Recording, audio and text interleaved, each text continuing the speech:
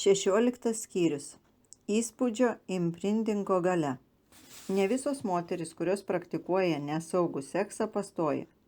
Ne visi, kurie praktikuoja nesaugų seksą, suserga AIDS ar kokią nors kitą lytiniu būdu plintančią ligą. Mes dedame daug pastangų bandydami įspėti žmonės apie gresiančius pavojus. Deja, mažai kalbame apie iki santuokinio sekso keliamą riziką ir kaip tai gali paveikti visą likusį jų gyvenimą. Potenciali žala. Prieš keletą metų iš sraigtasparnio filmuodamas laukinės gerves įsitikinau, koks galingas įspūdis, kurį patiria ką tik iš kiaušinio išsiritę paukščiukai. Į savo motinas jie renkasi tą padarą, kuris pirmasis iškyla jiems prieš akis, net jei tai būtų žmogus. Aš iš karto pagalvojau apie pirmojo seksualinio patyrimo poveikį vyrui. Šis galingas naujas patyrimas palieka įspaudą vyro smegenyse ir jis sieja kontekstą su patyrimu. Vyrų, kurie pirmą kartą pasimylėjo būdami nesusituokę, smegenyse įsispaudžia įspūdis apie neteisėtą seksą lydintį geismą. O vyrai, kurie pirmą kartą mylėjosi santuokoje, savo patyrimą dažniausiai sieja su moterimi. Aptarkime scenarijų A. Vaikinas gauna iš merginos leidimą paglamonėti ją ant užpakalinės automobilio sėdynės. Netrukus jis ją nurengia. Vaikino širdis daužosi, nes jis supranta, kad tuoj su ją mylėsis. Automobilio langai aprasoja. Vaikinas nepaprastai skuba, kad mergina neapsigalvotų arba kas nors jų neužtiktų. Jis patiria adrenalino antplūdį tokį patį, kokį išgyvena pirmą kartą nusikaltimą darantis vagis arba iš lėktuvo su parašiutu šokantis žmogus.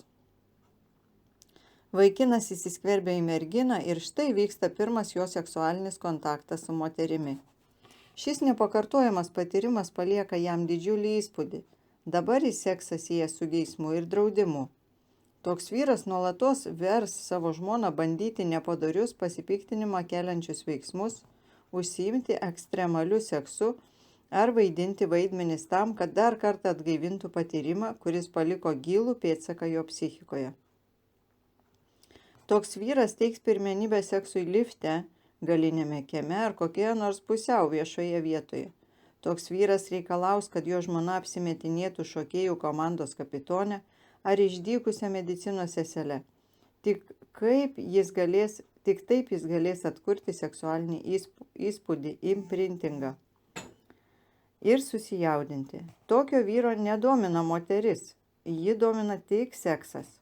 Moteris jam tampa keičiamų objektų, jam tiks bet kuri moteriškosios lyties atstovė, kuri norės su juo mylėtis. Daugelis tokių vyrų užmezga nesantuokinius ryšius, įjungsta į pornografiją, apsigyvena savo fantazijų pasaulyje ir pradeda masturbuotis, beviltiškai stengdamiesi atgaivinti patyrimą, kuris paliko jų psichikoje tokį ryškų įspaudą. Dabar apžvelkime scenarijų B. Vaikinas įsimyli merginą ir paprašo mylimosios už jo tekėti. Jo pasirinkimui pritarė draugai, šeima ir bendradarbiai. Visi jie deda bendras pastangas, kad šis įvykis taptų neužmirštamas ir kad jo pasirinkimas būtų iškilmingai pagerbtas.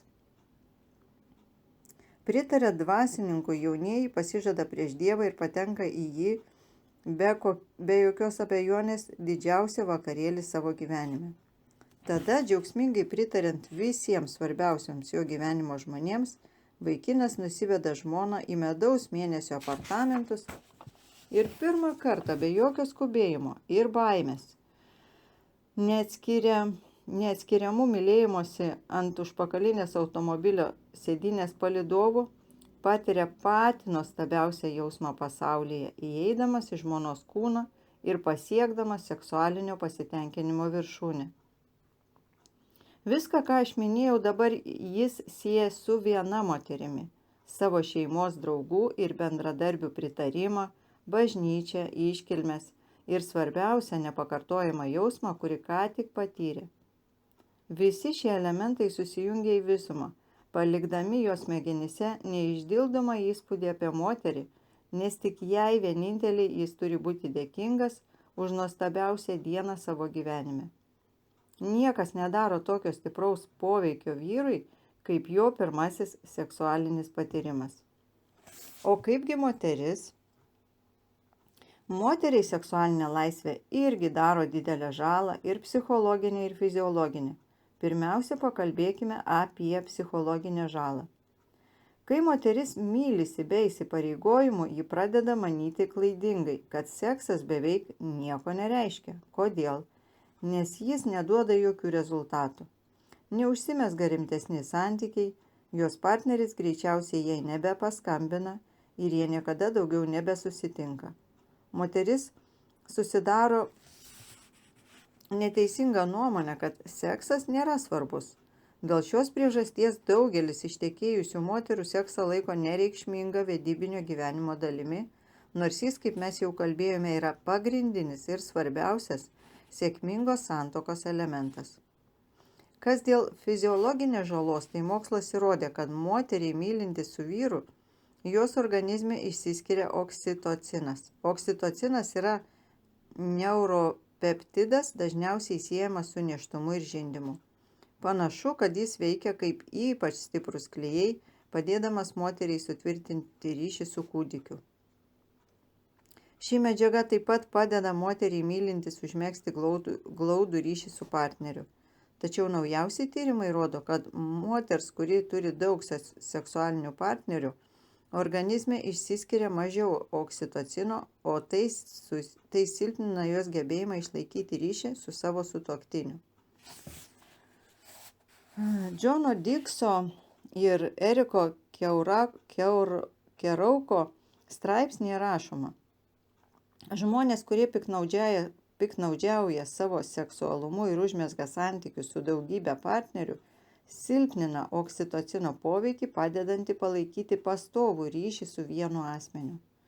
Tai tas pats, kas dėžę apklijuoti stiprią lipnią juostą, nelieskite juostos ir ji ant dėžės laikysis ištisus dešimtmečius. Nuplėškite juostą ir pabandykite užklijuoti ją iš naujo, pamatysite, kad ji jau nebe taip gerai limpa prie dėžės. Kartokite tai keletą kartų, užklijuokite ir nuplėškite, manau, supratote, ką noriu pasakyti. Štai kas gali atsitikti moteriai turinčiai daug sekso partnerių. Prieš keletą metų Robertas Rektoras ir Kirkas Johnsonas iš paveldo fondo išanalizavo 1995 metų vykusią nacionalinę apklausą šeimos augimo klausimų. Paaiškėjo, kad tarp 30-mečių ir vyresnių moterų, kurios per visą savo gyvenimą turėjo tik vieną seksualinį partnerį, savo vyrą, skyrybų skaičius siekia vos 20%. Tarp moterų, kurios prieš santuoką miegojo su vienu papildomu partneriu, skyrybų skaičius išaugo iki 46%. 2 papildomi partneriai šį skaičių padidino iki 56%. Sunku patikėti, bet vieno papildomo partnerio kaina yra beveik 50% išaugusių skyrybų tikimybė. Labiausiai nukenčia vyrai. Kai aš augau, berniukams buvo sakoma, kad jie turi vesti skaistuolės, nes kitos mergaitės yra sugadintos prekės. Tačiau paaiškėjo, kaip tik mergaitės turi būti ypač rūpestingos ir rinktis į vyrus skaistuolius. Nors moteris taip pat jaučia neigiamą seksualinio palaidumo pasekmes, manau, kad labiausiai nuo jo nukenčia vyrai. Kodėl? Nes prieš santuoką aktyvų lytinį gyvenimą gyvenusi moteris, nepaisant sumažėjusio oksitocino kiekio kraujyje ir nebe tokio teigiamo požiūrio į seksą, apskritai vis dar išsaugo troškimą išlaikyti stiprų ryšį su sutuoktiniu. Tiesą sakant, tas troškimas yra toks galingas, kad jis verčia moterį veikti neigiamą šalutinį poveikį, kurį sukėlė jos ankstesnis seksualinis patyrimas. Deja, vyrui šis natūralus poreikis yra svetimas. Jeigu jaunystėje vyro smegenyse neįsispaus įspūdis apie žmoną, visą savo likusį gyvenimą jis nejaus ryšio nei su ja, nei su jokia kita moterimi. Jis tik bandys atgaivinti tai, kas jo psichikoje prieš daugelį metų paliko tokią ryškę žymę. Ir elgsis neprotingai. Domėsis pornografija, mėgs nesantuokinius meilės ryšius, ners į kūnišką meilę ir aistrą. Visa tai neigiamai atsilieps jo santuokai. Seksualinės žalos dydis. Žmonėms padarytos seksualinės žalos dydis labai priklauso nuo to, kokią seksualinę patirtį jie turėjo iki santuokos. Ypač jei lytiniai partneriai buvo nuolat keičiami. Kiekvieno žmogaus seksualinė patirtis yra skirtinga. Vieni, kurie tik keletą kartų turėjo savanoriškų lytinių santykių, beveik nepajustų liekamojo poveikio, kitiems net ir vienintelis ikisantuokinis savanoriškas seksualinis kontaktas gali sukelti pasekmes, su kuriomis jau susituokę jie kovos metų metus. O kas, jei žmogaus seksualinė patirtis nebuvo savanoriška? Išprievartavimo ar kraujomaišos atvejais padaroma daug didesnė žala. Žinoma, kyla klausimas, ar žalą patyrė žmogus dar gali gyventi prasmingą seksualinį gyvenimą? Laimė, atsakymas yra taip. Kiekvienas žmogus turi galimybę susikurti nuostabų seksualinį gyvenimą, bet tai padaryti bus lengviau tiems, kurie iki santuokos išsaugojo skaistybę. Tiems, kurie neturėjo kantrybės palaukti, teks labai pasistengti. Norėčiau pateikti tokį palyginimą. Vieni žmonės valgo viską, ką nori, o jų svoris lieka toks pats. Kiti žmonės, leidę savo bent mažiausią silpnybę, iš karto priauga kilogramų. Kodėl taip yra? Skiriasi šių žmonių medžiagų apykaita. Panašiai nutinka ir su tais, kurie prieš santuoką užsiiminėjo seksu. Jų seksualinė medžiagų apykaita gali būti visiškai kitokia negu žmonių neskubėjusių pradėti lytinių santykių. Tyrimų duomenys rodo, kad sutuoktinių, kurie iki santuokos susilaikė nuo sekso, lytinis gyvenimas yra daug sėkmingesnis negu tų porų, kurios nebuvo skaisčios.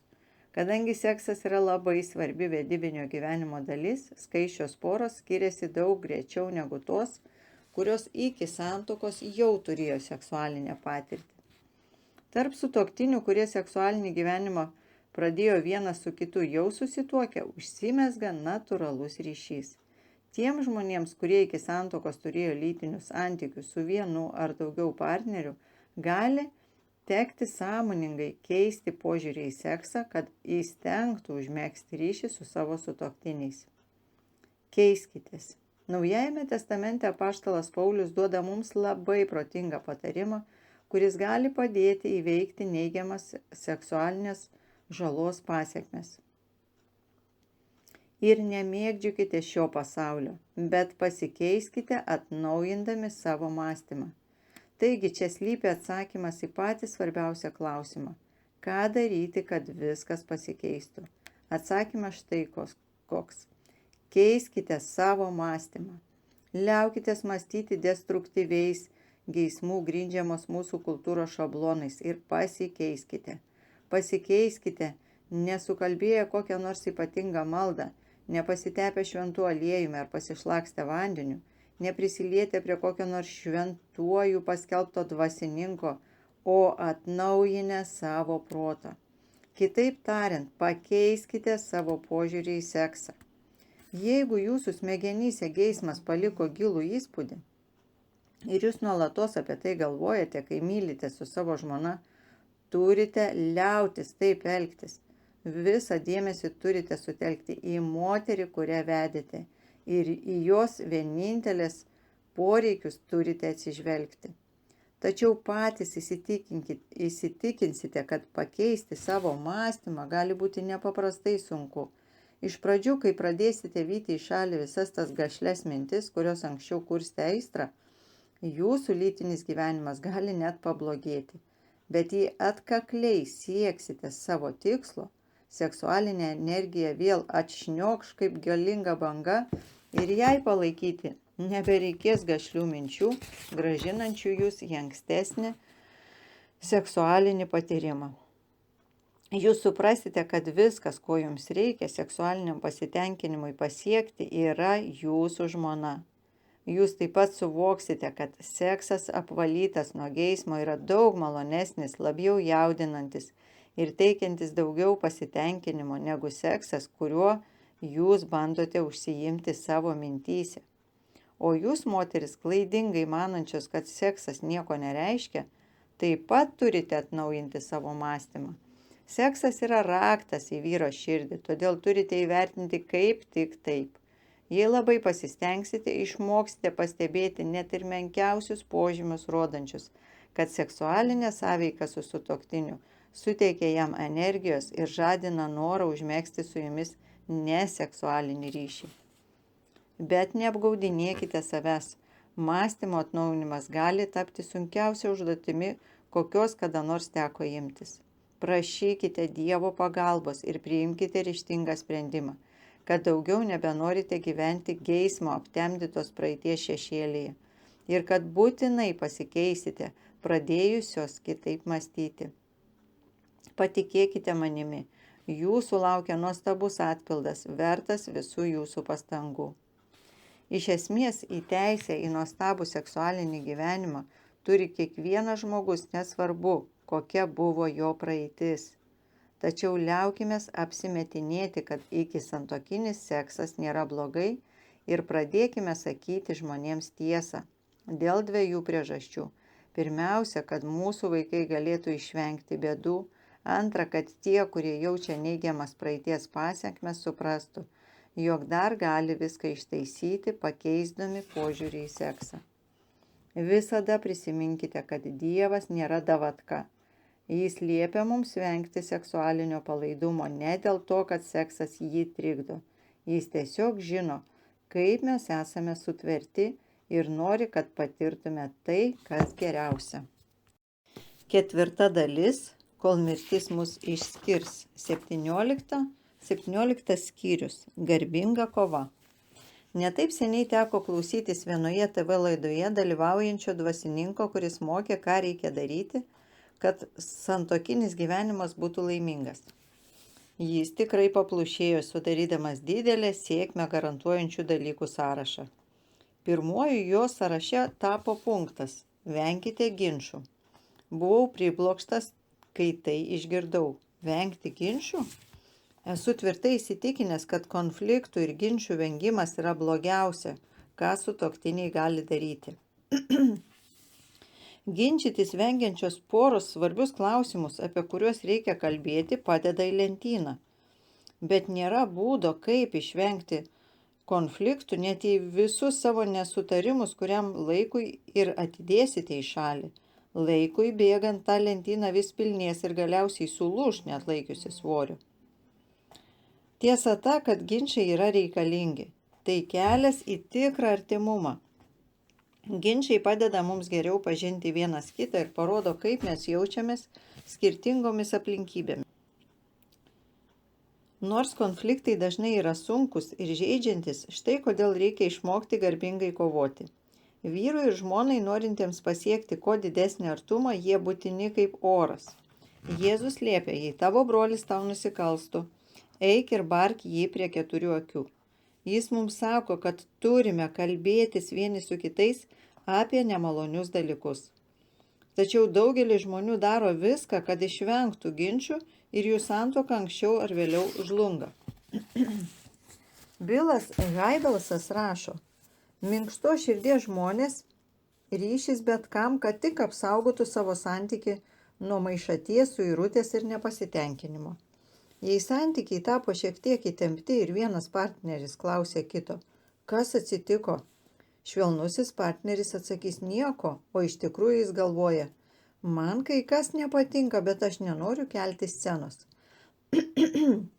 Šie žmonės mano, kad elgiasi kilniai, nes renkasi ramybę ir santarvę, užuot sakę tiesą.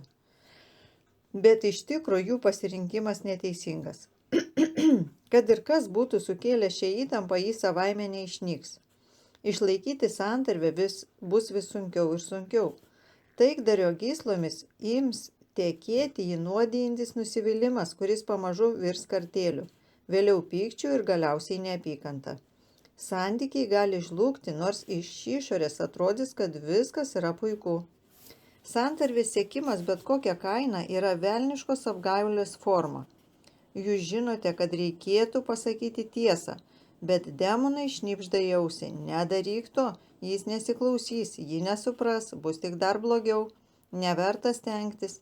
Jei patikėsite šiuo melu, didelė tikimybė, kad anksčiau ir vėliau pasmerksite savo santykius pražūtį. Susidraugaukime su ginčiais. Kaip tai padaryti, aptarsime vėliau. Ginčydamėsi suprantame, kad ne visi galvoja kaip mes, ne visi į gyvenimą žvelgia kaip mes ir ne visi emociniai bei dvasiniai poreikiai yra tokie patys kaip mūsų. Žmonės skirtingi. Keista, kad iš pradžių mūsų skirtumai mums atrodo įdomus ir patrauklus, bet ilgainiui pradedame varyti vieni kitus iš proto kaip tik todėl, kad esame skirtingi. Kvaila, ar ne? Deja, dažniausiai mes nemėgstame žmonių, kurie į mus nepanašus, ir santuoka neapsaugo mūsų nuo tokio tendencingumo. Santuokos dvilypumas. Kai vyras ir moteris įsimyli vienas kitą, natūralu, kad jie nepastebi to, kas gali tarp jų įvaryti pleištą. Jie nekreipia dėmesio į erzinantį juoką, į tai, kaip jis arba ji užsakinėja patiekalus restorane, elgiasi su kitais žmonėmis ar įrodinėja savo tiesą. Viskas gerai, mano jie. Tas, kurį jie myli, yra per daug nuostabus, kad tokios smulkmenos nervintų.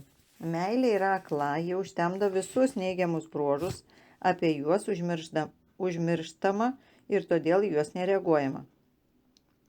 Posakį meilė akla pirmą kartą pavartojo Šekspyras savo dramoje Venecijos pirklys. Įdomu, kad neseniai Londono universiteto koledžo atlikto tyrimo duomenimis meilės jausmas slopina smegenų sričių atsakingų už kritinį mąstymą aktyvumą. Tyrimas leidžia daryti išvadą, kad kuo arčiau žmogaus esmė esame, tuo labiau mūsų smegenys ignoruoja poreikį kritiškai įvertinti jo charakterį ir asmenybę. Tyrimas taip pat parodė, kad smegenų sritys atsakingos už neigiamas emocijas ir smerkimą sumažina aktyvumą mums ypatingo asmens atžvilgiu. Kitaip tariant, meilės jausmas sukelia laikiną pamišimą, kuris atjungia normaliomis aplinkybėmis aiškiai mąstančias smegenis. Mes iš tikro tampame akli.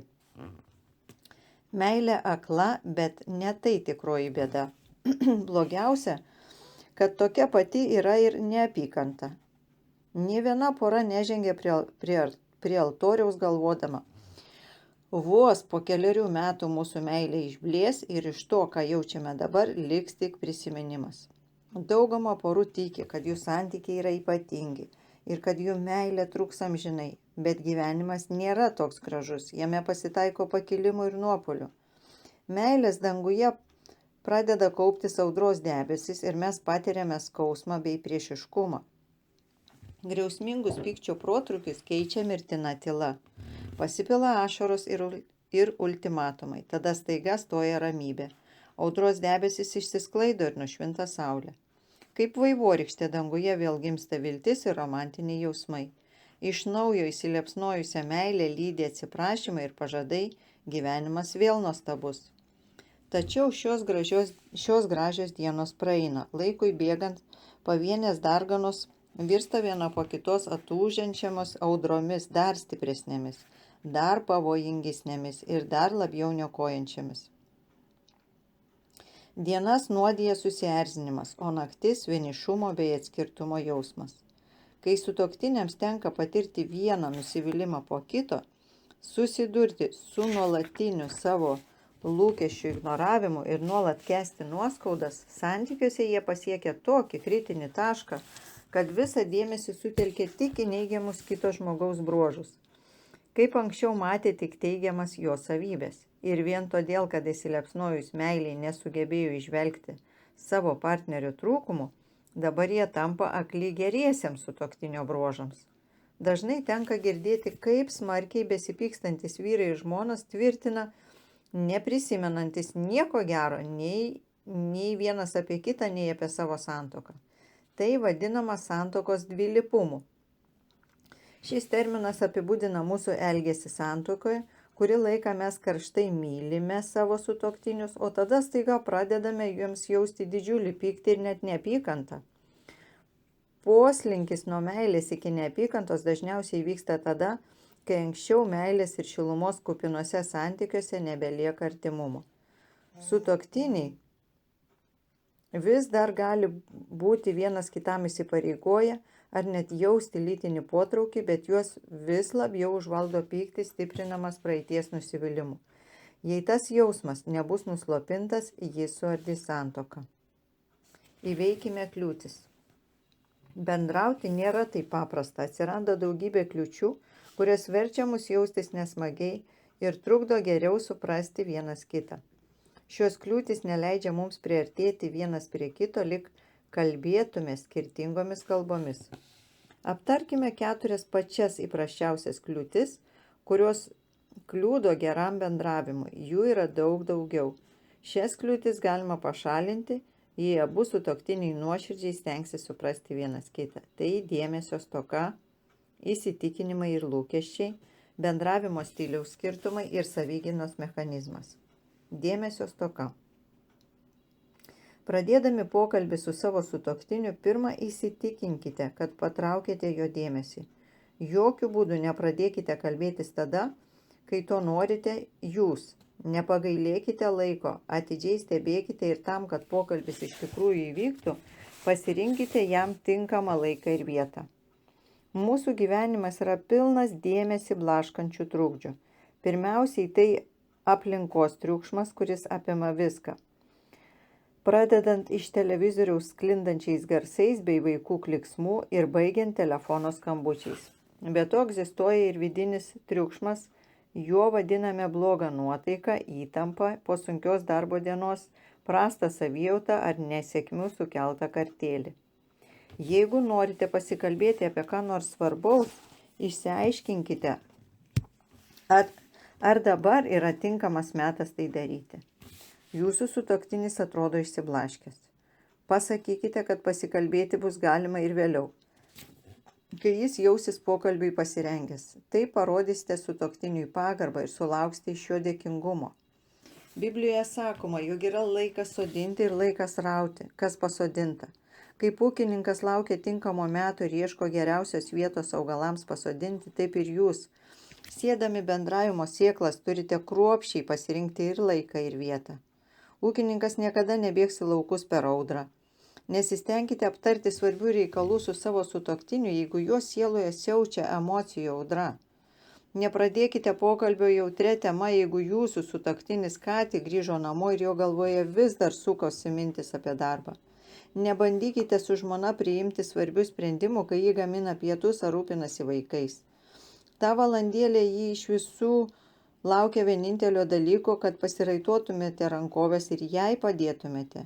Vėlus vakaras, kai abu jaučiatės pavargę, irgi nėra pats tinkamiausias metas. Pasirinkite laiką ir ramią vietelę, kur galėtumėte pabūti tik dviese, namuose prieš vaikams sugrįžtant iš mokyklos, išėję pasivaikščioti, pietaudami mėgstamiausiame restorane ir taip toliau. Įsitikinimai ir lūkesčiai. Įvairiose mokslo, medicinos, psichologijos, teisės srityse atlikti tyrimai rodo, kad mes vertiname žmonės ir aplinkybės, dažniausiai matome tai, ką tikimės pamatyti. Kitus matome tokius ir girdime iš jų tai, ką tikimės matyti ir girdėti. Bendraujant dėl to kyla tam tikrų keblumų. Mes negalėsime suvokti, kas iš tikrųjų vyksta, jei būsime įtarus ir turėsime išankstinių nusistatymų. Kitų žmonių įtarinėjimas, šališkas požiūris į tai, kaip jie analizuoja ir vertina padėtį, reikalauja iš mūsų nusižeminimo ir nuolankumo. Tai nėra natūrali būsena. Jeigu manote, kad sutuoktinis visą laiką ant jūsų pyksta, matysite tik tai, kas patvirtina tokią jūsų nuomonę. Įrodymai, kad taip nėra, tiesiog liks nepastebėti. Jeigu esate įsitikinusi, kad jūsų vyras nemėgsta to, ką mėgstate jūs, net ir menkiausia jo dvejonė ar vertėtų užsiimti tuo, kas teikia pasitenkinimo jums, galbūt jis tik mintyse peržvelgia savo dienotvarkę, laikysite patvirtinimu, kad jis nenori nieko daryti kartu su jumis. Jeigu įtarėte, kad jūsų žmona mano, jog nieko nesugebate, vadinasi, į visus gyvenimo įvykius žvelgsite pro nepasitikėjimo filtrą. Net ir paprasčiausias prašymas, brangusis, gal galėtum paduoti druskos, bus interpretuojamas taip: aš žinojau, ji nemano, kad galiu ką nors padaryti tinkamai. Kitaip tariant, jūsų įsitikinimai ir lūkesčiai taps save įgyvendinančią pranašystę. Be to, mūsų įsitikinimai ir lūkesčiai veikia mūsų supančių žmonių elgesį. Kalifornijoje, Berklio universitete per psichologijos paskaitas profesoriui nežinant buvo atliktas įdomus eksperimentas. Studentams buvo liepta įdėmiai klausytis, užsirašinėti ir susidomėjimu žiūrėti į profesorių tik tada, kai jis paskaitas skaitys šalia auditorijoje esančio radiatoriaus. Kai tik profesorius nuo radiatoriaus nutoldavo, studentų susidomėjimas dingdavo ir jie imdavo nuobodžiauti. Baigiantis savaitėj, profesorius paskaitai skaitė sėdėdamas ant radiatoriaus. Taigi jums patiems to nesuvokiant, jūsų požiūris į žmonės juos veikia. Kai jauni žmonės palieka namus ir pradeda suaugusiųjų gyvenimą, dažniausiai jie išbando įvairius elgesio modelius. Pasirodo, kad pasitraukus toliau nuo žmonių, kurie mums labai artimi, pasikeisti gana lengva. Manau, taip yra todėl, kad mus gerai pažįstančių žmonių nėra šalia ir jie nebežiūri į mus keistai, kai išbandome ką nors, ko anksčiau niekada nebandėme. Kai šie jaunuoliai pradeda elgtis kitaip, nauji jų pažįstami net neįtarė, kad šis elgesio modelis jiems yra neįprastas. Jeigu naujasis elgesio modelis jiems patiks, jie galės paversti jį įpročiu ir padaryti savastimi. Tačiau, kai šie jauni žmonės grįžta namo per padėkos dieną ar kalėdas, net patys nepastebi, kad neilgai trukus pradeda elgtis taip, kaip elgėsi vaikystėje. Atrodo, kad jie niekada ir nebuvo pasikeitę. Taip atsitinka dėl vienos labai paprastos priežasties. Mes linkę elgtis taip, kad patenkintume kitų žmonių lūkesčius. Žmonių lūkesčiai veikia mūsų elgesį. Tai galioja ir santuokai. Partnerio įsitikinimai ir lūkesčiai arba suteikia mums galimybę keistis arba įkalina mūsų sustingusioje praeityje. Turime būti labai atsargus ir rūpestingi, nes tenka pripažinti, kad mūsų nuomonė vienas apie kitą dažnai yra klaidinga. Tačiau kritiškai vertinti savo pačių nuomonę yra labai sunku. Mes tikime tuo, kuo tikime. Vis dėlto, norėdami geriau suprasti vienas kitą, turime labai stengtis atsikratyti išankstinio nusistatymo. Dera pripažinti, kad prielaidos, kurias mes darome dėl savo partnerio elgesio motyvų, ne visada yra teisingos. Užduokime daugiau klausimų ir neskubėkime smerkti. Išmokime įžvelgti priežastį slypinčią už matomų veiksmų, užuot neleidę savo net suabejoti, kad jau žinome, kas verčia žmonės taip elgtis. Bendravimo stiliaus skirtumai. Kai kurie iš mūsų yra karštakošiai, kai kurie iš mūsų yra santūrūs. Vieni iš mūsų užaugo namuose, kur buvo įprasta prie pietų stalo šūkauti, kad gautų maisto, kiti kaip asmenybė subrendo namuose, kur niekas nešaukdavo, nebent tik labai supykę.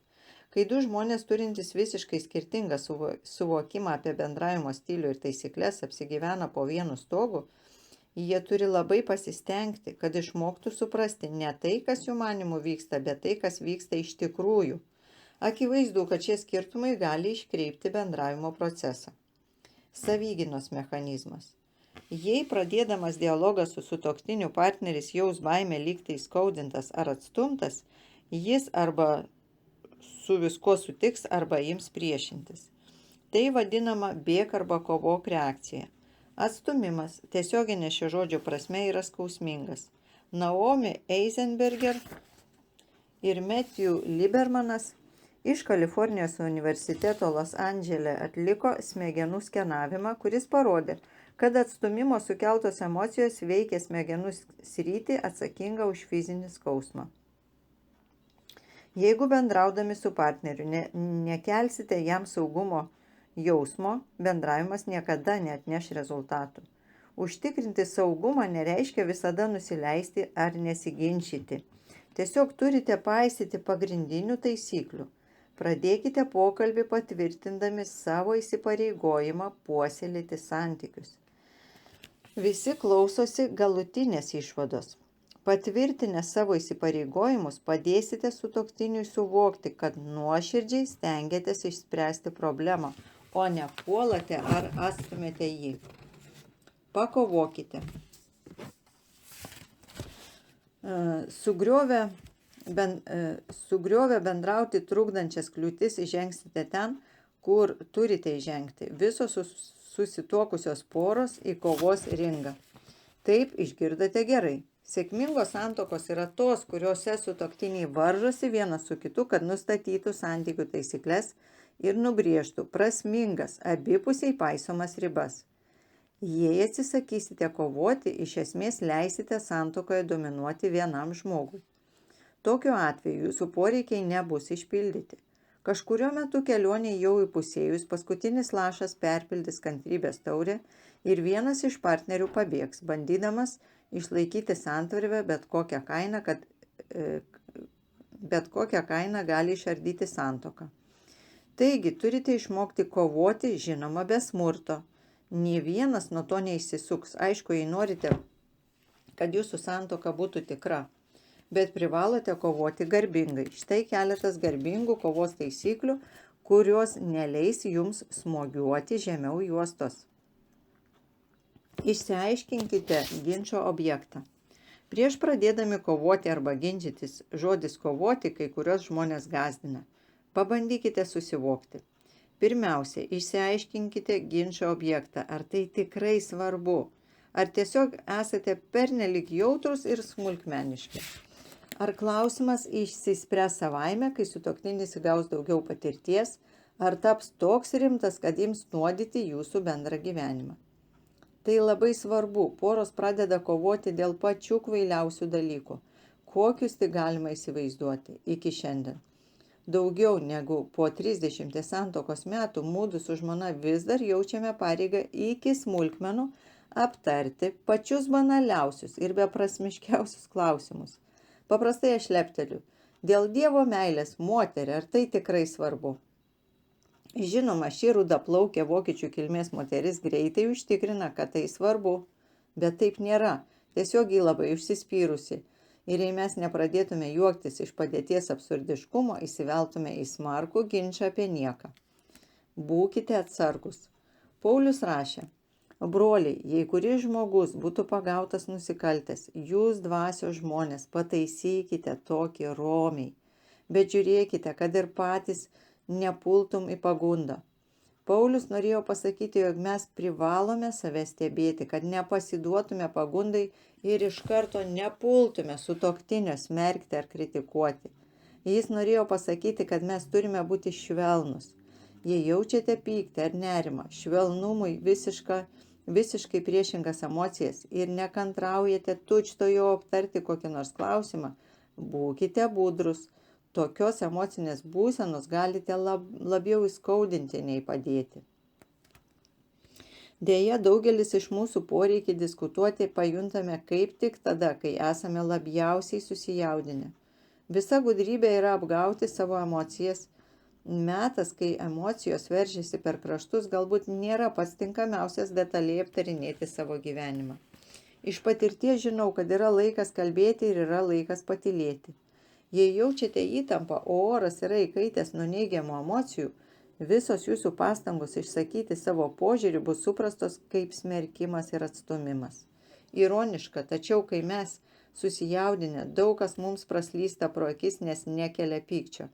Taigi į kovą dažniausiai pradedame veržtis tada, kai esame susierzinę. Tiesiog būkite atsargus. Laikas ir vieta.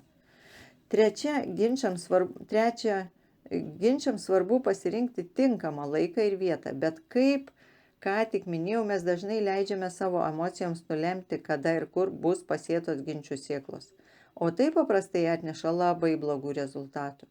Jei išsiaiškinsite ginčiojimą klausimą, sutramdysite savo emocijas ir parinksite tinkamą laiką bei vietą, galima sakyti, jūs būsite pasirengę garbingai kovai.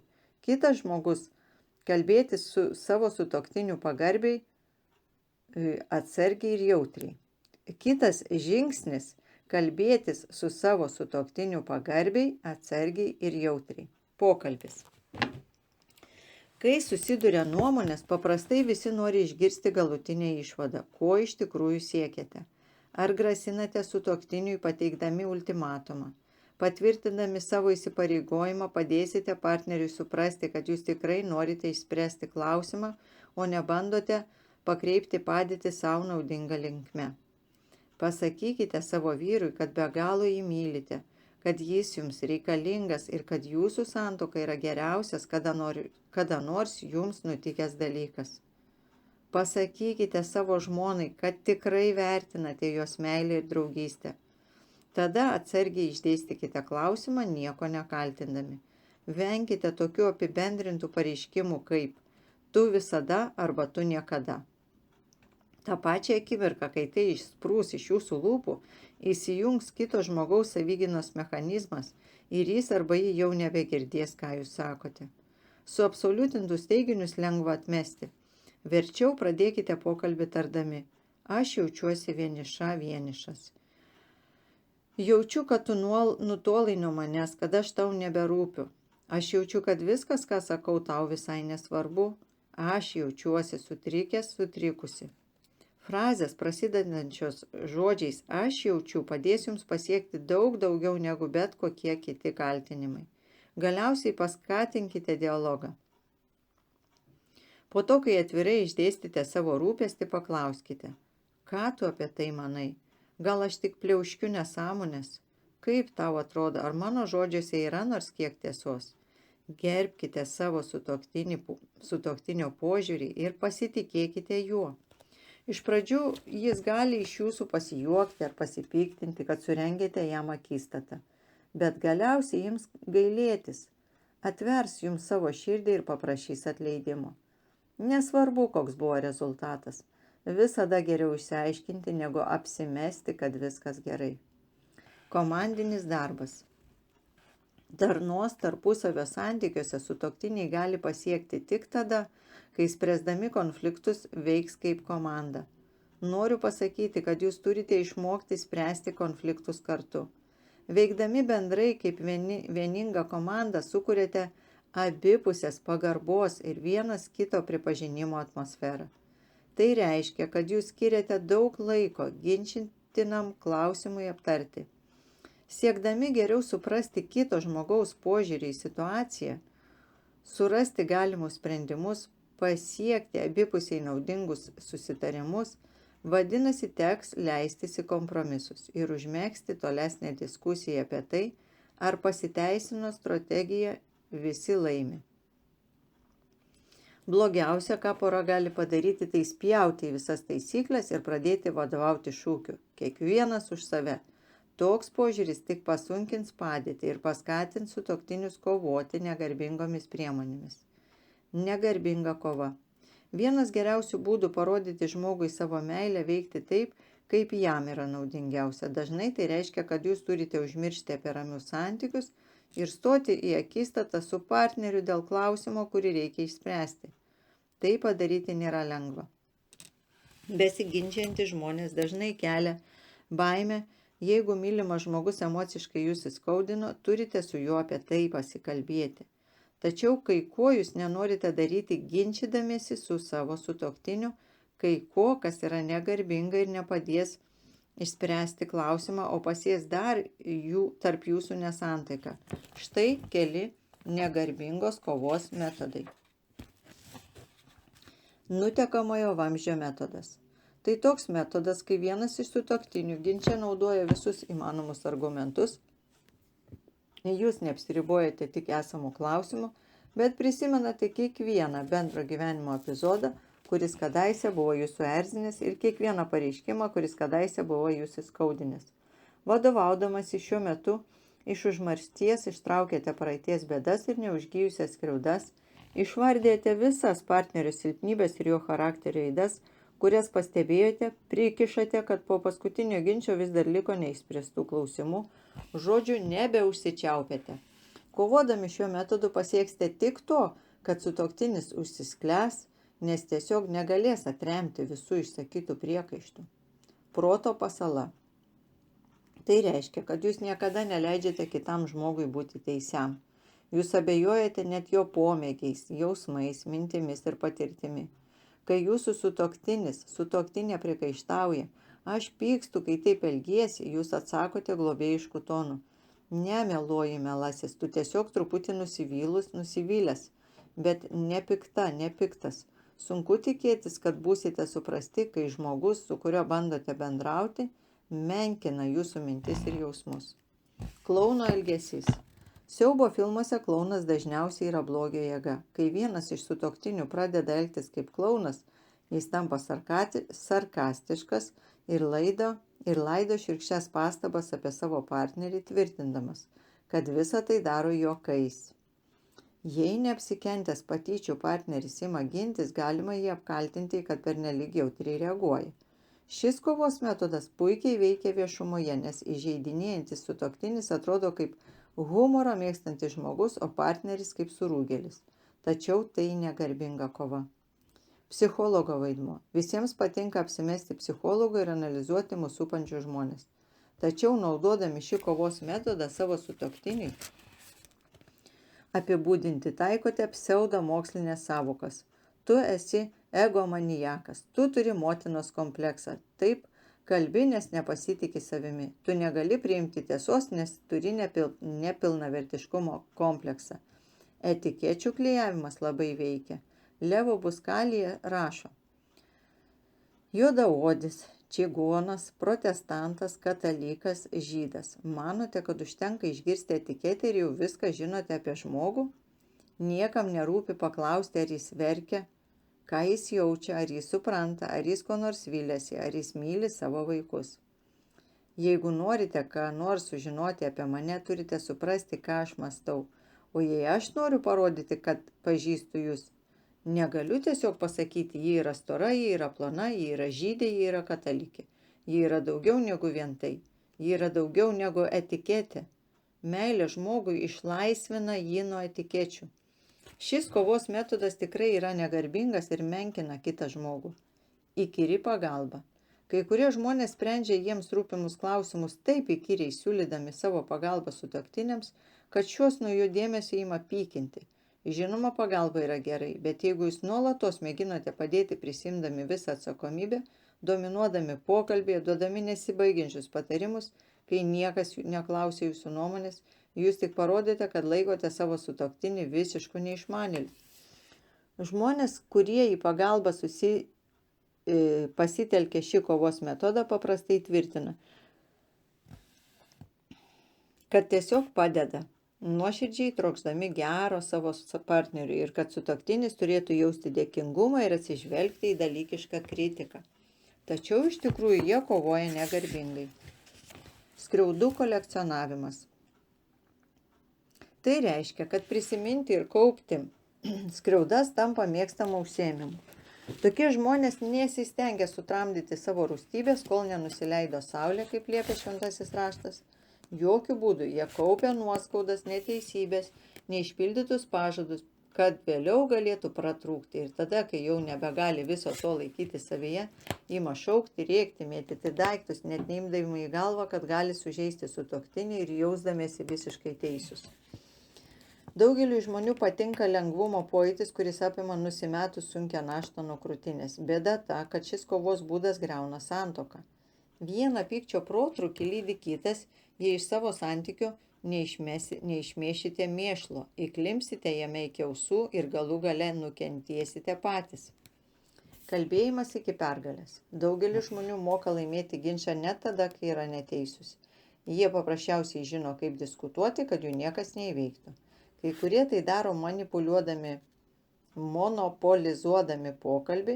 Jei esate vienas iš tokių žmonių, jūsų partneris negalės įterpti nė žodžio.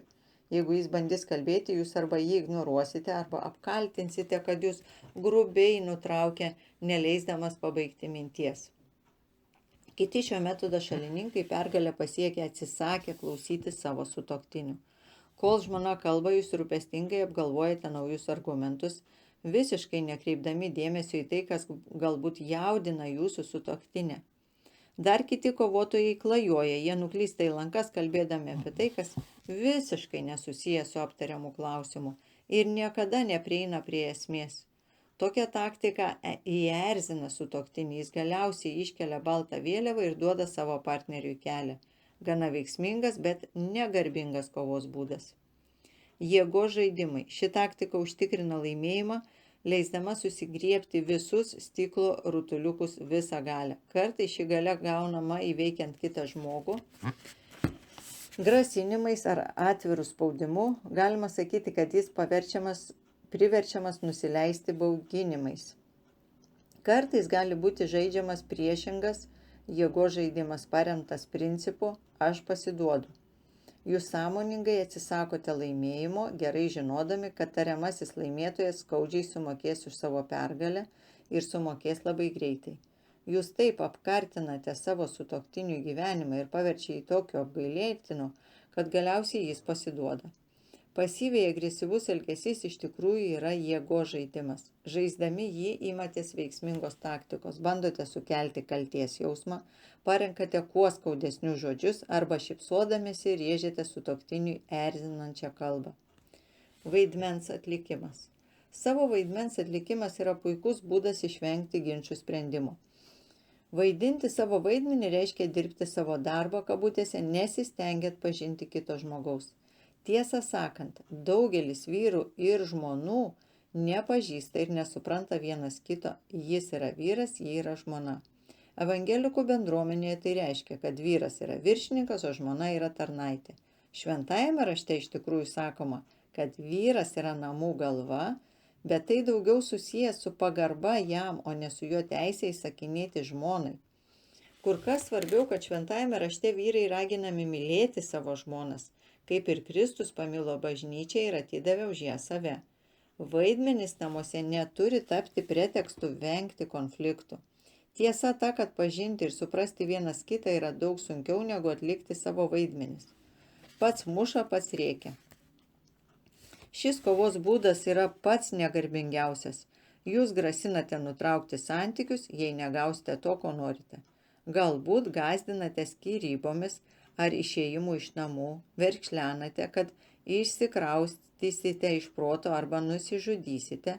Tokie grasinimai žinoma patraukia dėmesį. Štai kokia šios taktikos esmė, ji naudojama tam, kad bet koks ginčas taptų neįmanomas. Tačiau paprastai laimėti galima vieną kartą, o ne amžinai. Kada nors jūsų sutuoktinis ims ignoruoti netikrą pavojaus signalą ir jūs jau nebevaldysite padėties. Nudegimai. Fiziniai nudegimai ir sutuoktinių kova turi bendrą pagrindą – skausmą, bet to jie būna 1, 2 ir 3 laipsnių. 1 laipsnio kovotojai. Sutuoktiniai, tarp kurių vyksta 1 laipsnio ginčiai, paprastai kalbasi apie neseniai iškilusias bėdas ir savo dėmesį daugiau sutelkia į patį klausimą, negu į bendravimo modelį, remiamasi per ilgą laiką nusistovėjusiais bendravimo pavyzdžiais. Šiame kovos lygyje lengvai rasite bendrą kalbą. Tiesiog pasistengite kuo anksčiau pažinti vienas kitą ir vėliau jums nereikės vargti, laužant blogą bendravimo modelį. 2 laipsnio kovotojai. Sutuoktiniai, tarp kurių vyksta 2 laipsnio ginčiai, yra gana rimti kovotojai. Dažniausiai ginčiai kyla dėl senų nesutarimų ir šiuo atveju kalbama daugiau apie galios santykiuose demonstravimą, negu apie klausimų, su kuriais susiduriama sprendimą. 2 laipsnio kovotojų namuose atmosfera yra pritvinkusi pykčio ir konflikto, kovos gali būti įnirtingos, garsios ir ilgos. Šį kovos lygį pasiekusioms poroms nelengva greitai pasikeisti, kad išmoktų naujų bendravimo vienas su kitu taisyklių. Sutuoktiniams teks įdėti nemažai pastangų, turės praeiti šiek tiek laiko, kol jie supras vienas kito rūpesčius ir išsiaiškins, kodėl kaip pora pasirinko neigiamą bendravimo modelį. 3 laipsnio kovotojai. Poros, kurios kovoja 3 lygyje, yra pavargusios ir nusivylusios. Kovodami sutuoktiniai iš tikrųjų nesitiki, kad kas nors pasikeis. Jų beviltiškos pastangos kalbėtis nėra nuoširdžios, jos daugiau tapusios įpročių. Namuose visą laiką jaučiama baimė ir įtampa, nes kiekvieną akimirką gali prasiveržti slepiamas pyktis. Tokios poros dažnai šneka apie skyrybas. Kuo aršesnė tampu, Ir kuo aršesnė tampa ir kuo ilgiau tęsiasi kova, tuo sunkiau darosi santuokoje ką nors pakeisti. Tačiau net ir rimtai konfliktuojantys sutuoktiniai gali rasti išeitį, į pagalbą pasitelkę intymumą ir džiaugsmą. Man teko matyti daugybę į beviltišką padėtį patekusių porų, kurios sugebėjo iš naujo įžiebti meilę. Tiesiog atsipalaiduokite. Neleiskite, kad viskas jūs erzintų. Stenkitės realiai vertinti savo partnerį. Jei apipilsite vienas kitą kritikos strėlėmis, prisidengę garbingumu ir atvirumu, tarpusavio santykiuose neišvengiamai sukelsite didžiulę įtampą. Daugelį metų tarp santuokos terapeutų vyravo nuomonė, kad reikia būti sąžiningiams kabutėse, patiems su savimi ir atvirai rodyti savo jausmus, nes tai yra kelias į sveikus santykius. Šį neteisingą požiūrį perėmė ir išsilavinę žmonės, kartuojantis tai, ką jiems pasakė kiti, o ne tai, ką mano patys. Dėl šios priežasties net 80% porų, besilaikančių pas santuokos terapijos specialistus, galiausiai išsiskiria. Aš netikiu, kad sutuoktiniai turėtų dalytis viskuo, ką jaučia vien todėl, kad parodytų kvailas ir netikras pastangas būti garbingiams. Viena iš priežasčių, kodėl aš praėjus daugiau negu 30 metų vis dar esu vedęs tą pačią moterį, yra ta, jog neatskleidžiu visų savo minčių ir jausmų. Nes kartais mano mintis ir jausmai nėra labai gražus. Jei galvojate apie ką nors nemalonaus, geriau nepraverkite burnos. Moksliniai tyrimai pagrindžia požiūrį, kad dalytis visais neigiamais jausmais nėra naudinga. Vienas iš sutuoktinių bendravimo tikslų turėtų būti siekis sumažinti neigiamų pareiškimų, kuriuos jie padaro vienas kitam skaičių. Socialinės psichologijos tyrimai parodė, kad teigiamas žodinis pareiškimas, net jeigu jis ne visiškai sutampa su jūsų vidinė nuostata, padeda sustiprinti tarpusavio įsipareigojimus. Kartais parodyti neigiamus jausmus yra netgi būtina, tačiau negalima leisti, kad neigiamos emocijos nustelbtų teigiamus ir švelnius jausmus, kuriuos vienas kitam jaučiate dabar ar jautėte praeityje. Labai svarbu atgaivinti mielus prisiminimus ir pasišnekėti apie priežastis, dėl kurių gyvenate kartu. Pasivaikščiojimas atminties takeliais gali būti labai smagus ir suteikti daug džiaugsmo. 18 skyrius – marlinių vystyklų santuoka. Kai mano vaikai buvo maži, mes naudojame marlinius vystyklus. Tuo metu jau buvo atsiradusios sauskelnės, tiesiog jos mums buvo per brangios. Bet mes puikiai apsieidavome be patogių vienkartinių vystyklų. Mes turėjome senus gerus ištepk, o vėliau išplauk vystyklus. Sukraudavom juos į specialų kibirėlį, mažą plastikinį indą ir jie ten sau gulėdavo, skleisdami aštrų kūdikio šlapimo ir kakučių kvapą, kol juos išplaudavome, kad vėl galėtume naudoti. Nesupraskite manęs klaidingai, aš nepasiilgstu marlinių vystyklų, te laimina Dievas žmogų, kuris sugalvojo sauskelnes. Žinau, jos kenkia aplinkai, užkasant atliekas užteršiama žemė ir panašiai. Tačiau marliniai vystyklai kenkia aplinkai, kurioje gyvenau aš, taigi aš sveikinu vienkartinių vystyklų išradimą. Bet man nerima kelia vienkartinė santuoka, santykiai, kurie išmetami, nes juose atsirado kakučių. Mūsų idealas turėtų būti marlinių vystyklų santuoka, kurią brangintume, kad ir kokia bjauri ji būtų. Santykius reikia puoselėti, taip turime išmokti juos išplauti ir išdžiovinti, gal net panaudoti skalbinių minkštiklį, kad jie taptų švelnesni ir skaniau kvepėtų, o neskubėti jų atsikratyti. Deja, gyvename greitų skyrybų abiejų pusių sutikimų kultūroje, kurioje skatinama išmetama santuoka vienkartinė meilė. Neįtikėtina, bet kai kurie žmonės ilgiau dėvi savo apatinius drabužius, negu laikosi šventų santuokos įžadų. O juk apatiniams drabužiams jie nedavė iškilmingos priesaikos, kol mirtis mus išskirs. Mes gyvename vienkartinėme pasaulyje, įpratome išmesti viską. Kai aš augau, rasti remonto dirbtuvę buvo vienas juokas. Batų taisyklos, televizorių, buitinio elektros prietaisų, laikrodžių remonto dirbtuvės veikia ant kiekvieno kampo. Šiandien taip nėra. Kada paskutinį kartą taisėte savo batus? Kas šiandien ado suplyšusias kojines? Jeigu jūsų laikrodis nėra labai brangus, jūs tiesiog jį išmetate, kai jis sugenda. Šiandien mes išmetame viską, netgi tai, ko negalima išmesti. Tai, kas turėtų trūkti visą gyvenimą, pavyzdžiui, santuoką. Kas skatina vienkartinės santuokas? Manau, kad neteisingas mąstymas. Viename savo gyvenimo kelio etape turėtume savęs paklausti, kokia santuokos prasmė, ko turėtume iš santuokos tikėtis, dėl kokios priežasties žmonės tuokiasi.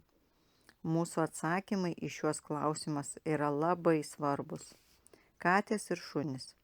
Buvau ką tik baigęs įrašinėti pokalbį Ajovos kilnojamoje televizijos stotyje, pačiame Amerikos viduryje, kai prie manęs priėjo žavi jauna moteris, laidos organizatoriai ir pasakė, kad ji ir jos vyras ketina išsiskirti. Kaip liūdna, tariau, dėl ko skyrėtės. Tuo nuleidžiančiu suprasti, kad ji net neabejoja, jog aš su ja sutiksiu, moteris atsakė. O, mes norėjome išsaugoti santuoką, bet mūsų naminiai gyvūnai nesutarė. Priblokštas ir nežinodamas, kaip turėčiau reaguoti į tokį absurdišką pareiškimą, aš kvailai šypsodamasis išlemenau. Jūsų naminiai gyvūnai nesutarė? Ne, nors taip liūdna. Ir tada tarsi norėdama sutvirtinti savo poziciją iššūktelėjo. Bet mes vis dar draugai. Nežinau, gal čia tik mano bėda, bet aš nesuprantu, kaip žmonėms naminiai gyvūnai gali būti svarbesni už santuoką. Kaip įsipareigojimas savo augintiniui gali priversti užmiršti įžadą duotą prieš visagalį Dievą. Mes juk kalbame apie šunis ir kates, kad ir kokie mėly jie būtų. Šios poros įsipareigojimas vienas kitam buvo toks paviršutiniškas ir supratimas apie santykius toks menkas, kad jie nepajėgė susidoroti su įtampa, kurią sukėlė ginčas tarp šuns ir katės. Gyvūnai juos nugalėjo. Jei aš ketinčiau skirtis dėl tokios kvailos priežasties, laikyčiau liežuvį už dantų ir niekam apie tai neprisipažinčiau. O ši moteris net nepažinodama manęs, noriai išklojo man savo iškreiptas mintis, naiviai tikėdami, kad visi jas išgirs ir iš karto puls joms pritarti. Visada laikiau didelę blogybę tai, kad sutuoktiniai užmiršta įžadus, nes patys jaučiasi nelaimingi. Bet pasirodo yra sutuoktinių, kurie spjauna į savo santykius vien dėl to, kad nelaiminga yra jų papūgėlė. Vartokime, vartokime, vartokime. Mes gyvename vartojiškoje visuomenėje ir mums patinka turėti daiktų, kurie mus verčia jaustis. Geriau atrodyti arba žada mus padaryti laimingesnius. Nuo 5-ojo dešimtmečio pabaigos Medisono aveniu įsikūrusios reklamų agentūros vėlioja amerikiečius pirkti daiktus, žadėdamos, kad dėl ypatingo produkto ar paslaugos jų gyvenimas taps geresnis ir gražesnis. Ir mes tuo tikime. Kol vartotojiškas požiūris dar nebuvo toks įsigalėjęs, žmonės paprastai įsigydavo daiktus todėl, kad jiems jų reikėjo.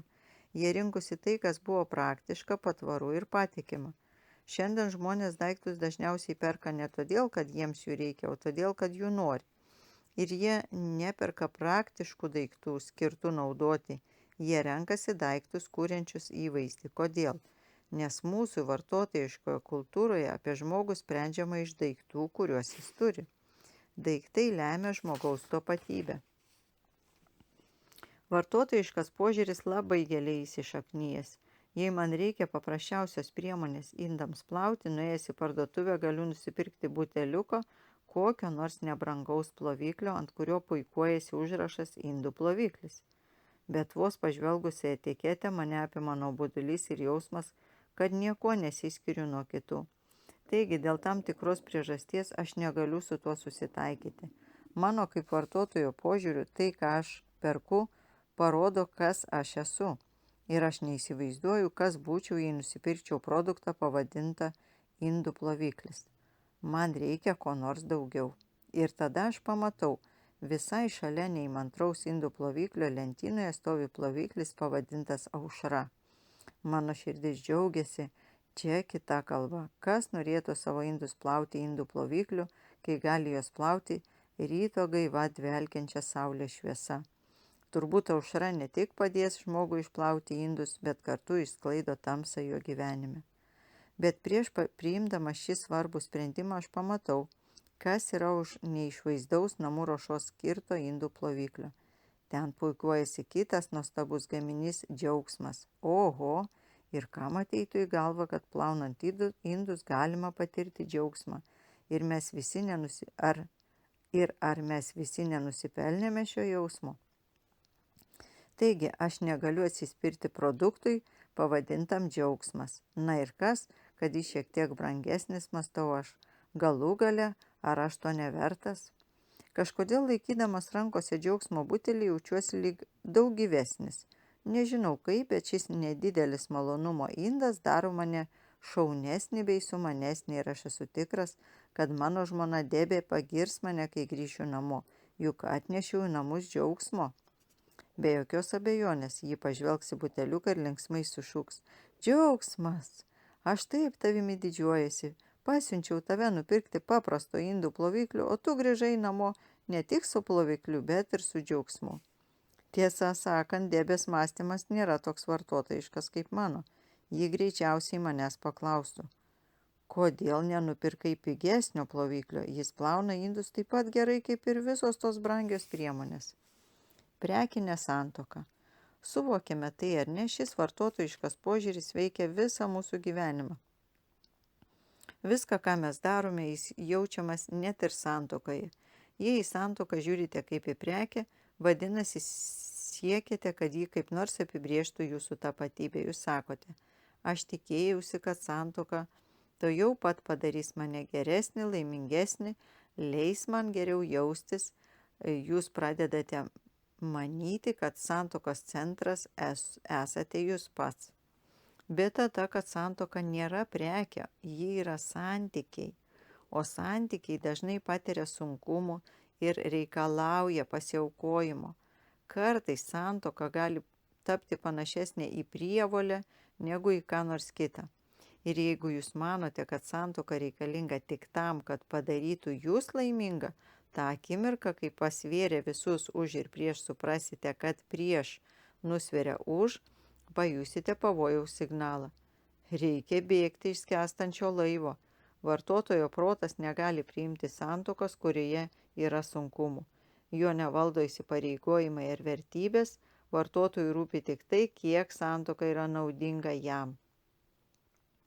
Jei toks žmogus nebemato, ką galėtų iš santuokos gauti, ji tampa jam nebereikalinga. Ji liaujasi būti svarbi tą pačią akimirką, kai nieko nebegali jam duoti.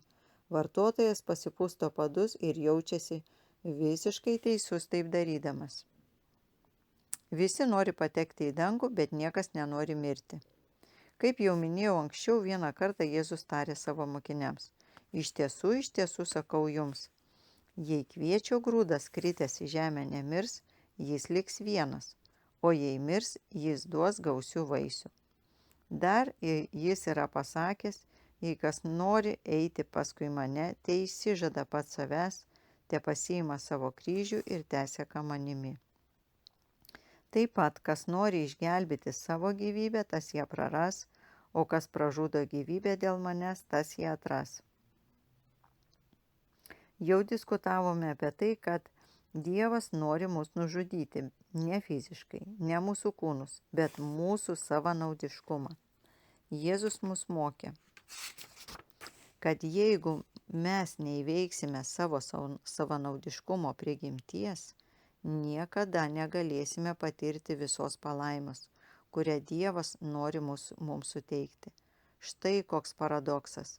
Visi nori gyventi, bet Jėzus moko, kad iš tikrųjų gyvensime tik tada, kai mirsime. Na, jei kada nors ir egzistuoja institucija skirta mūsų savanaudiškumui nužudyti, tokia institucija yra santuoka. Tiesą sakant, tiesiog neįmanoma sukurti sėkmingos santuokos nesunaikinus savanaudiškumo. Man dažnai tenka girdėti nusivylusių sutuoktinių dejonės. Jaučiuosi taip, lyg mirčiau. Taip atsakau, greičiausiai taip ir yra. Tačiau turite suprasti, kad reikia šią mirtį priimti, o ne žūtbūtinai su ją kovoti. Prisiminkite, Jėzus sakė, kad jei kviečio grūdas nemirs, jis pasiliks vienas. Kaip tik tokią situaciją mes šiandien turime milijonų žmonių, kurie atsisakė sunaikinti juose slypintį savanaudiškumą ir todėl gyvendami su savo sutuoktiniu jaučiasi vieniši. Rezultatas – visiškos vienatvės būsena. Dar kartą noriu pabrėžti, kad aš kalbu apie savanaudiškumo mirtį. Aš nesakau, kad žmogus turi mirti emociškai ar fiziškai dėl aplaidumo ar smurto. Įveikti savanaudišką prigimtį sudėtinga bet kokiomis aplinkybėmis, o ypač sunku tai padaryti mūsų vartotojiškoje kultūroje klykiančioje. Jūs to nusipelnėte, jūs to verti, apdovanokite save, suteikite savo malonumą. Kuo savanaudiškesnis tampa mūsų pasaulis, tuo daugiau skyrybų. Turite suprasti, kad jūsų santuoka niekada nebus laiminga, jeigu visą dėmesį sutelksite tik į save ir elgsite savanaudiškai. Tačiau jeigu pasistengsite nugalėti savo egoizmą, jūsų santuoka pasikeis ir prasidės tikrasis gyvenimas. Liūdna pripažinti, bet pradedant 7-uoju dešimtmečiu jau užauginome milijonus vaikų neturinčio nė menkiausio supratimo, kaip aukotis dėl kitų žmonių. Mūsų visuomenėje yra taip propaguojama daryk, ką nori ideologija, kad daugelis mūsų net nesuvokia, kas tai yra pasiaukojimas ir nesavanaudiškumas. Ką jau kalbėti apie jų taikymą? Krikščioniška santuoka yra kuriama ant pagrindo, kuris visiškai skiriasi nuo požiūrio, ką aš iš jos gausiu. Mes neskubame išmesti sunkių santykių kaip vienkartinių vystyklų. Vartotojiškas požiūris siekiant viską gauti ir savanaudiškumas ardo santuoką. Tačiau yra ir už juos tamsesnių jėgų. Tai Amerikos stabai. 19 skyrius. Amerikos stabai. Amerikos stabų dievaičių yra daugybė. Aš nekalbu apie dainininkus. Aš kalbu apie senuosius, bloguosius stabus egzistavusius dar prieš Saimoną. Stabas yra tai, ką mes iškeliame aukščiau paties Dievo. Tai, kas veikia mūsų gyvenimą labiau negu Dievas. Stabu galima paversti viską – maistą, pasilinksminimus, seksą, patogumą, laimę ir kitką. Stabas yra atsakymas į klausimą, kas tau yra svarbiausia. Ir šis atsakymas nėra visagalis Dievas. Stabų garbinimas teršia mūsų likimus, mūsų gyvenimus ir mūsų santuokas. Laimės stabas. Daugelis krikščionių laimę pavertė stabu. Aš netvirtinu, kad Dievas nenori, jog būtume laimingi. Šventajame rašte skelbiama: laiminga tauta, kurios Dievas viešpats. Dievas nori, kad mes būtume laimingi taip, kaip Jis nori, kad mes būtume saugus, sotus, sveiki, aprengti ir turėtume namus. Išmintingasis Saliamonas sakė: be to, kai tik Dievas suteikia žmogui turtų ar nuosavybės, Jis leidžia jam ir mėgautis jais. Sutikti su savo dalia ir džiaugtis savo triūso vaisiais – tai Dievo dovana. Žinoma, Dievas nori, kad būtume laimingi. Biblijoje tai vadinama dovana. Taigi, kada laimė virsta stabu? Taip atsitinka tada, kai mes išaukštiname savo rūpestį dėl laimės labiau negu rūpestį dėl paties Dievo. Gyvename kultūroje, kuris skelbia: būti laimingam svarbiau už viską, daryk, ką nori daryti, patenkink save, pirmiausiai rūpinkis savimi, elkis kaip tau geriausia. Biblija moko, kad vyras turi mylėti savo žmoną. Mes mąstome taip: jokių problemų, kol tai nepradės trukdyti žaisti golfą, žvejoti ar medžioti, nes man to reikia. Juk Dievas nori, kad būčiau laimingos, tiesa? Country dainininkas Bredas Peislis sukūrė dainą apie moterį, kuri savo vyrui iškėlė ultimatumą. Štai jos posmelis. Na, aš ją myliu, bet nežvejoti negaliu. Visą dieną praleidau prie ežero ir kiek iš to naudos gavau geros pilos. Šiandien ji užtvėrė man duris ir pasakė: rinkis, jei žvejoti trauksiu, savo mantą susikrausi ir daugiau jos nematysiu. Muzika trumpam nutyla, o tada nuskamba žodžiai: na, aš jos ilgėsios, kai namo parskubėsiu.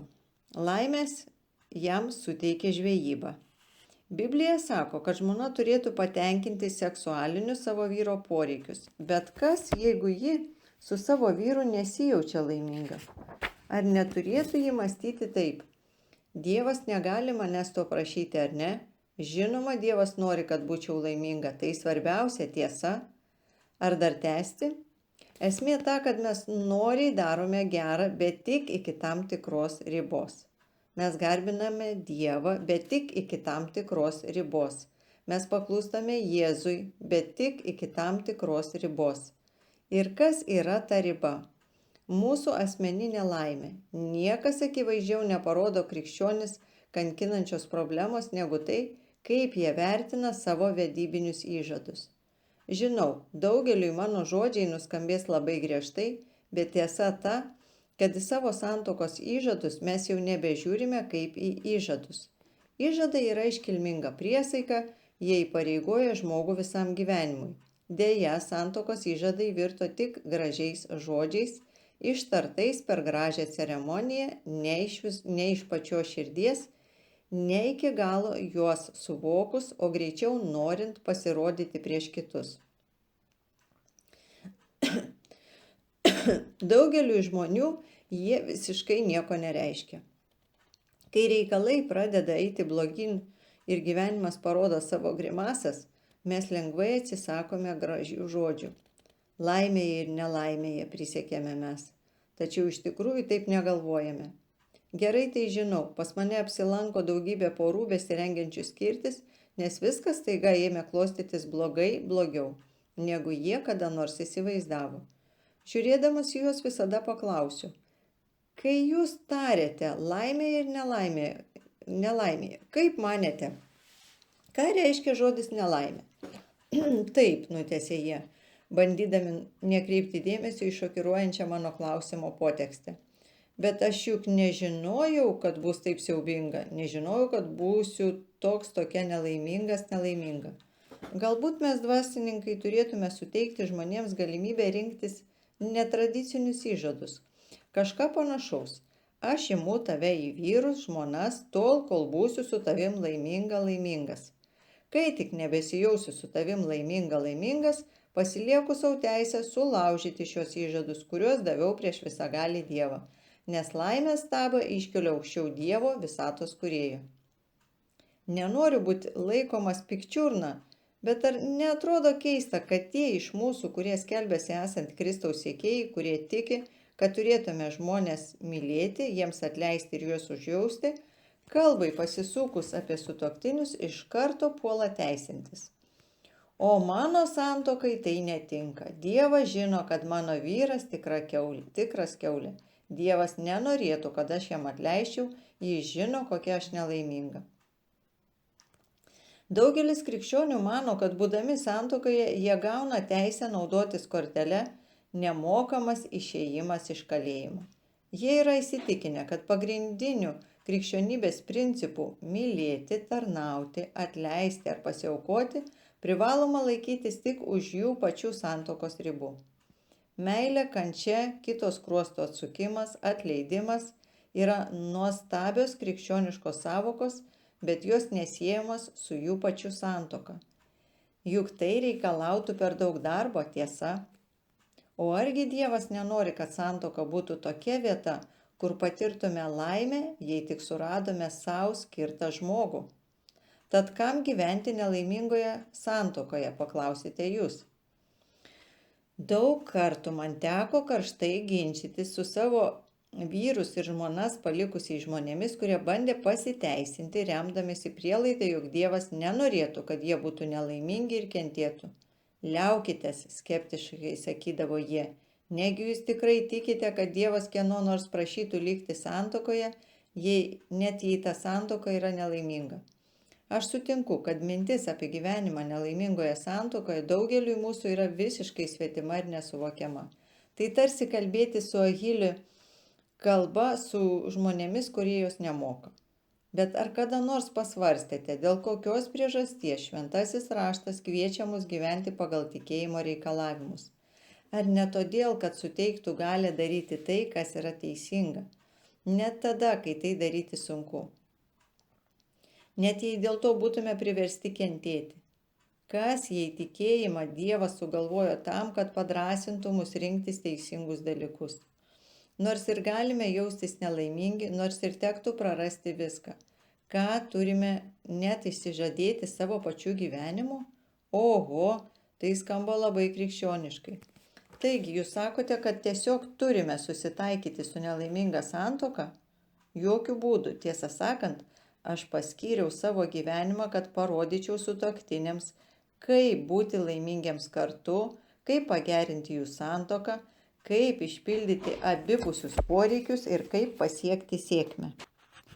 Aš tikiu, kad kiekviena santuoka gali būti laiminga ir sėkminga, bet jūs nesukursite laimingos santuokos, jei nesistengsite, kad ji tokia taptų. Laimės pojūtį patirsime tik tada, kai paaukosime savo asmeninę laimę, kad galėtume daryti tai, kas teisinga. Aš ne visada esu laimingas. Kai aplink mane vyksta blogi dalykai, aš nesu laimingas. Kai neišsipildo mano lūkesčiai, aš nesijaučiu laimingas. Bet aš žinau paslaptį. Kai padarau ką nors teisingai, nors tai, kas vyksta aplink mane, nėra teisinga, viskas galiausiai pasikeičia. Aš supratau, kad Dievas mūsų neapleidžia net ir pačiose nelaimingiausiose situacijose. Jėzus skelbė: pasaulyje jūsų priespauda laukia, bet būkite drąsūs. Aš nugalėjau pasaulį. Jūs galite būti drąsūs ir jausti džiaugsmą net tada, kai niekas kitas jo nejaučia, tik jūs ir Jėzus. Tiesa, kad jis mylės jūs ir jumis rūpinsis, kad ir kas atsitiktų. Tikėjimas triumfuoja. Prieš daugelį metų archeologai rado kankinių laiškus rašytus pirmaisiais 3 bažnyčios kūrimo amžiais. Vienas iš kankinių rašė: tamsioje duobėje aš mačiau šviesą.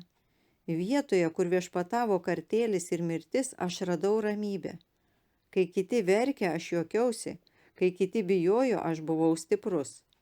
Kas galėtų patikėti, kad kančioje aš jutau didžiulį malonumą, kad kiūtodamas vienas kampe turėjau nuostabią draugiją, kad surakintas sunkiomis grandinėmis buvau laisvas. Už visą tai turiu dėkoti Jėzui. Jis yra su manimi, jis mane guodžia ir pripildo mano širdį džiaugsmo. Jis apvalo mano sielą nuo pykčio, suteikia man jėgų ir ramybės. Apie tai kalbama Biblijoje. Jūs irgi galite patirti tokį pat džiaugsmą, gyvendami nelaimingoje santuokoje. Biblija skelbia: džiugesys viešpatyje yra jūsų stiprybė. Tačiau jūs nepatirsite džiaugsmo, jei garbinsite laimės stabą. Jėzus mokė, kad vienintelis būdas išgelbėti savo gyvybę – ją prarasti. Krikščioniškas džiaugsmas jūsų širdis pripildys tik tada, kai norėsite daryti tai, kas teisinga, net jei tai darydami kentėsite. Šį džiaugsmą pajusite dar prieš gaudami iš Dievo atsakymus į klausimus. Tai suvokti labai svarbu. Džiaugsmas nekyla iš atsakymo, kaip išspręsti problemą. Jis gimsta iš noro kentėti ir daryti tai, kas teisinga. Tačiau kiekvienas mūsų turi priimti sprendimą. Tarnausiu tau, Dieve, garbinsiu tave, kad ir kas atsitiktų. Darysiu tai, kas teisinga. Man nerūpi, ką už tai paaukosiu. Man nerūpi, su kuo tai mane suartins ar nuo ko atskirs. Aš garbinsiu tave ir tarnausiu tau. Nesvarbu, ar ta valandėlė būsiu laimingas ar ne. Lengvumo stabas. Be laimės stabo mes taip pat garbiname lengvumo stabą. Tačiau nėra tokio lengvumo mygtuko, kurį paspaudę, ką nors pasiektume be jokių pastangų ir ypač tarpusavio santykiuose. Santykiai tokie kaip santuoka reikalauja didžiulės drąsos ir daugybės įsipareigojimų.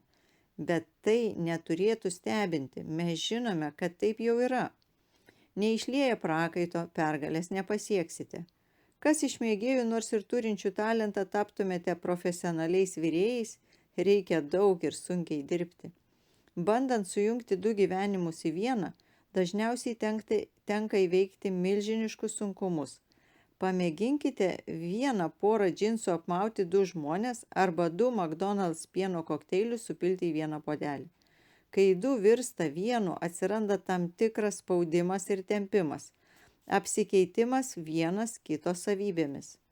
Santuoka yra visa tai ir dar daugiau. Ji nebailiams. Ji reikalauja daug darbo, atkaklumo ir tikėjimo. Tačiau vis mažiau žmonių visame pasaulyje gyvena vadovaudomėsi tokiomis vertybėmis, kaip drąsa ir atsidavimas. Daugelis jų yra valdomi jausmų ir paprastai pripažįsta tik patogumą bei lengvumą. Kai reikalai ima klostytis blogai, jie tiesiog nuo jų nusišalina.